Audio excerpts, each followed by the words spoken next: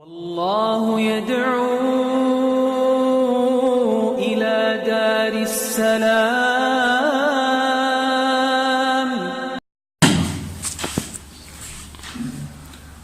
دا څومره توحید الاسماء والصفات د الله نومونه او د الله صفاتونه بیان شولو. اهل سنت والجماعت په باب د اسماء او صفاتو کې ځان خالی کوي عن محظورین قبیحین. دو ډېر بیکاره کارونه دي چې اهل سنت والجماعت په باب د اسماء او صفاتو کې د دې نه به ډېر کلک ځان ساتي. دا دوه کارونه یو د تعطیل او دویم د تشبیه او تمثیل. د الله اسماء او صفاتو کې به تعطیل نه کوي او د الله اسماء او صفات به د بندگانو د اسماء او صفاتو سره نه مشابه کوي. دا اول چیز چې اهل سنت والجماعت نه ځان ساتي تعطیل. لکه موږ یو کنه من غیر تعطیل ولا تمثیل یا ولا تشبیه. تعطیل څه ته وایي؟ دا مخکې زمونږ سره درس کې د دې بیان شو. تعطیل لغة ينبئ عن الخلو والفراغ والترك والإهمال. فراغت خالیوالو ته تعطیل ویل کیږي. یو کس فارغ وي، وزګاري، اهمال محمل، دیتا تعطیل ویل کیږي. مناسبت بیا د معنا اصطلاحي سره به بیانو. امام ازهري وی، امام اهل اللغه غد فران نقل کړي دي، وی امرأة عاطل. عاطل صفت خاصه د مونث د عاطلتون بنوي. الا حلي عليها، باغي ماندي کالی نشته، بی زینت ده ولا زینت لها. نو لك ومنه قوله تعالى وبئر معطله، كيان فارغه خالي شل الا يستقى منها، څوک دا غینا وبنه راوړي. دا د تعطیل معناګانې دي لغتن. فاصطلاح د اهل سنت والجماعت کې تعطیل څه ته ویل کېږي چې موږ به تعطیل نه کوو. تعطیل دې ته ویل کېږي انکار، هو الانکار عما يجب لله تعالى من الاسماء والصفات كلا او بعضا. یو سړی د الله د نومونو د صفاتونو نه انکار وکي، د ټولو نومونو صفاتونو نه انکار وکي، یا د زنو نومونو صفاتونو نه انکار وکي. دا زموږ سره مخکې بیان شوی و چې سلفو په هغه چا باندې د معطلو اطلاق کړی چې په الجمله هغه د اسماء او صفاتو نه انکار نه کوي. اگر که د ټولو نه کوي، د بعضو نه کوي، دې ته معطل ویل کېږي. د دې تعریف نه دا معلومه شوله چې تعطیل په دوه قسمه دی. یو تعطیل کلی او بل تعطیل جزئی. د تعطیل کلی مثال لکه تعطیل الجهمیه، غلاة الجهمیه، د الله هیڅ نومونه نه مني، د الله هیڅ صفات نه مني. تعطیل جزئی لکه زموږ په دې ملک کې بعضې خلک ځینې صفات د الله مني، ځینې نه مني، ځینې اسما د الله مني، ځینې نه مني، سمع او بصر د الله مني او غضب او رضا نه مني، رحم نه مني، یا ید نه مني، ساق نه مني، قدم نه مني، وجه نه مني.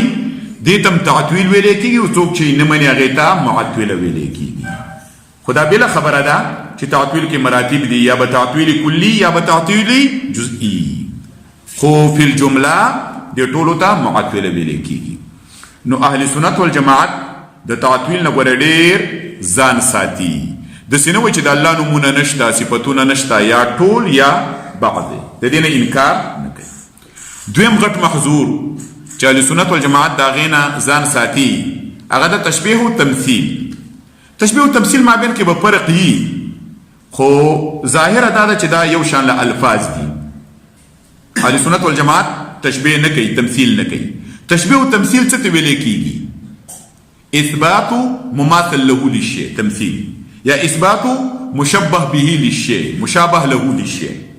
د الله نومونه او صفتونه راواخلي، د بندگانو د نومونو او صفتونو سره مشابه کړي. داسې وي د الله له ید کیدی یا کایدینا، له ساق کساقی، له وجه کوجهی. دې ته تشبیه او تمثیل ویل کېږي. نو دا دویم ډېر غټ قبیح محظور کار دی چې اهل سنت والجماعت د دینا ځان ساتي. ولی اهل سنت والجماعت د دې تشبیه نه ځان ساتي؟ ځکه د اهل سنت والجماعت سره په دې معنی دلائل دي، دلائل نقلی، دلائل عقلی، دلائل فطری. دا ټول د دې تقاضا کوي چې ګوره د الله نومونو صفاتونه د بندگانو د نومونو صفاتونو سره مشابه نه دي. ادله سمعیه په دوه قسمه دي، ځینې ادله سمعیه خبري دي او ځینې ادله سمعي طلبي دي. خبري دا مطلب چې الله مونږ ته ویلي ګوره دا زما نومونو صفاتونه د بندگانو سره مشابه نه دي. طلبي الله زمونږ ته امر کړی دی چې ګوره دا کار ونه کوي چېرته زما نومونو صفاتونه د بندگانو د نومونو صفاتونو سره مشابه نه کوي. خبري ادله لکه الله فرمایي لیس کمثله شیء وهو السمیع البصیر، د الله په شان لګوره هیڅ په مخلوقاتو کې شی نشته. یا الله وی ولم یکن له کفوا احد، د الله مثل او نظیر چې دی دا نشته. ګوره الله له مثل او نظیر ثابت نه کوي. خبري ادله الله جل جلاله فرمایي فلا تضربوا لله الامثال، ګوره الله له مثل جوړ نه کوي. د الله صفات نومونه د بندگانو د صفاتو نومونو سره مشابه نه کوي. د دې د وجه نه سلف وایي فمن مثل الله بخلقه یا فمن شبه الله تعالی بخلقه فقد كذب الخبر وعصى الامر. چا چې د الله نومونو صفاتونه راواغستل د بندگانو د نومونو صفاتونو سره مشابه کړه فقد كذب الخبر، دلیل خبري چې د هغې تکذیب وکړه. الله وایي نشته دا وایي شته، الله وایي زما مثل نشته دا وایي مثل شته. وعصى الامر، او نافرماني وکړه د الله د امر. الله وایي لاله مې بیانوه او د الله له بیان کړلو. ادله عقلي په دې باندې ډېر زیات دي، ادله عقلی په دې معنی ډیر زیات دي. وجود الله، الله واجب الوجود دی، ازلی دی، ابدی دی. واجب الوجود ازلی ابدی. مخلوقات چې دی ممکن الوجود مسبوق بالعدم يلحقه الفناء وما كان كذلك فلا يمكن بينهما التماثل. یو واجب الوجود دی ازلی دی ابدی، بل ممکن الوجود دی مسبوق بالعدم يلحقه الفناء، مخکې نو به بنش کیږي. نو دوه څیزونه چې داسې یي د هغې په مابین کې څرنګه به تماثل راشي. بل دا دی چې د الله جل جلاله د مخلوقاتو مابین کې تباین عظیم دی. الله هر څه اوري، هر اواز اوري، هر څه ییني، په هر څه باندې علم شته.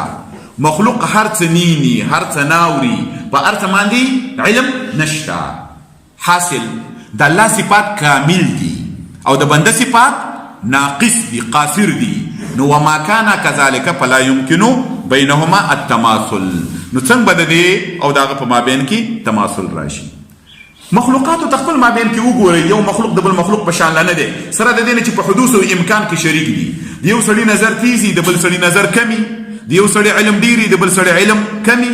د یو سړي ذکاوت ډیری، د بل سړي ذکاوت کمی. سره د هغې نه دا ټول مخلوقات دي، په حدوث او امکان کې شریک دي. نو الله جل جلاله خو د دې سره حدوث او امکان کې شریک نه دی.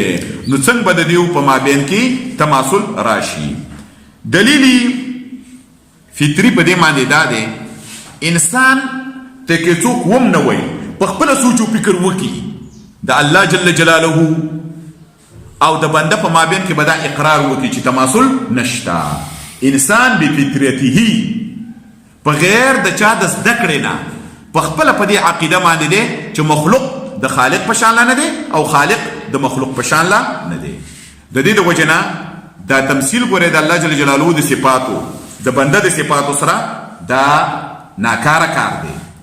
سلفو د دې نه ډېره زیاته منع کړې ده، تر دې حده پورې چې سلفو په دې باندې چې څوک د الله صفات د بنده د صفاتو سره مشابه کوي، په دې باندې سلفو اطلاق د کفر کړی دی. موږ سره مخکې تېر شوي نعیم بن حماد الخزاعي شیخ البخاري هغه فرمایي من شبه الله تعالی بخلقه فقد کفر.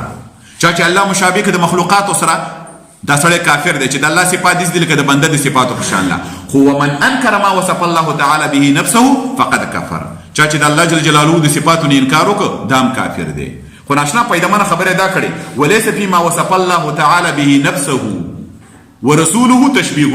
الله چې په څه باندې ځان موصوف کړی دی یا رسول الله صلی الله علیه وسلم الله په کومو صفاتو باندې موصوف کړی د هغې نه ګوره تشبیه نه لازمیږي. د دې خبرې مطلب دا دی بعضې خلک ګوره نفس اثبات د صفاتو ته تشبیه وایي. د دې وضاحت موږ مخکې کړی و.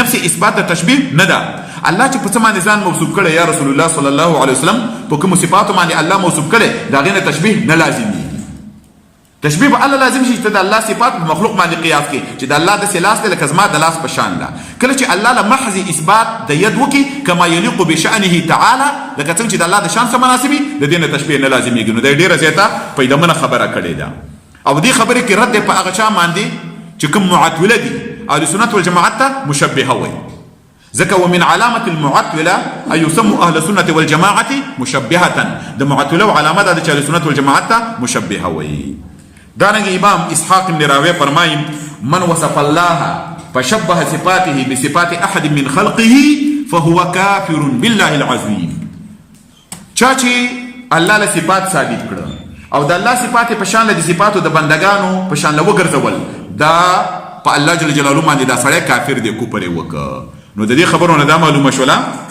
چې اهل سنت والجماعت من ابعد الناس عن عقيدة التعطيل جغ إنكار دي أو من أبعد الناس عن عقيدة التشبيه والتمثيل نزكد على السنة والجماعات بباب دا أسماء وصفاتك التخلي عن محظورين قبيحين دو دير بيكارة تزن بالي السنة والجماعات زان ساتي چيوتا تعطيل بليكيجي أو بلتا تمثيل أو تشبيه بليكيجي يا ربي رؤيتك رجائي وإلى الجنات لتهدي